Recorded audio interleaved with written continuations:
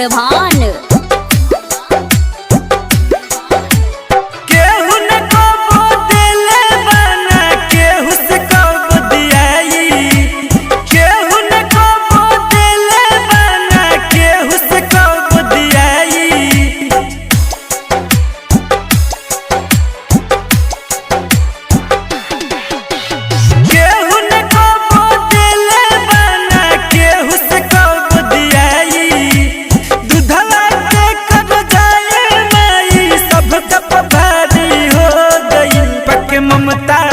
बेटा के जिंदगी फुलवहरी हो गई, पक ममता हर बेटा के जिंदगी फुलवहरी हो गई।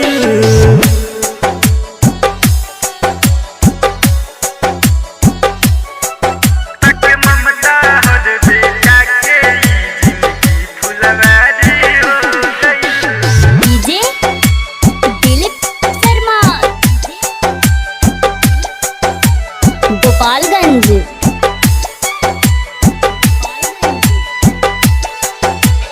रुपया पैसा के तन कमाई कबहू चुका न पाई हो, इतना बाउकार तोहार की जिंदगी बीत जाई हो।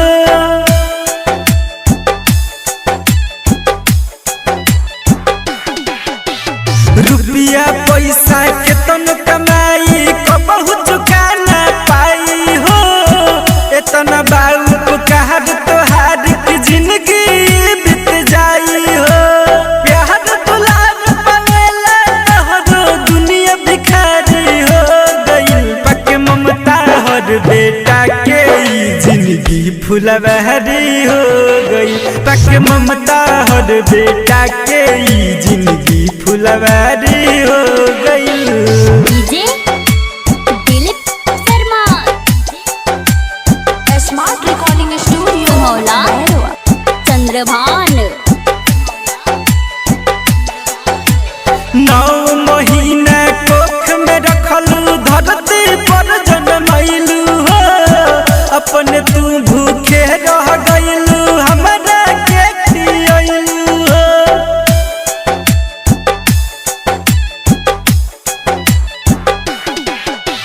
9 महीना कोख में रखलू धरती पर जन्मैलू हो, अपने तू भूखे रह गईलू हमरा के खियलू हो। एही से जग में नमवा तोहरो महतारी हो गई, पक ममता हर बेटा के जिंदगी फुलवहरी हो गई, पक ममता हर बेटा के जिंदगी फुलवहरी हो गई।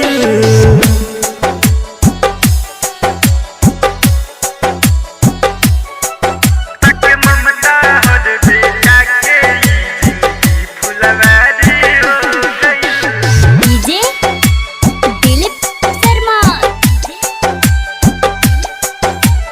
गोपालगंज।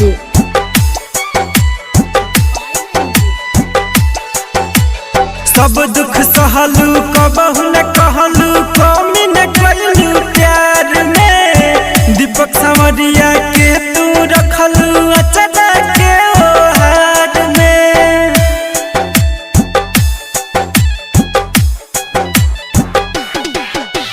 सब दुख सहलू कबहू न कहलू कमी न कलू प्यार में, दीपक संवरिया के तू रखलू अचना के ओहार में। परदेसी पंकज तोहरा चरण के पुजारी हो गईल, पक ममता हर बेटा के जिंदगी फुलवहरी हो गई, पक ममता हर बेटा के जिंदगी फुलवहरी हो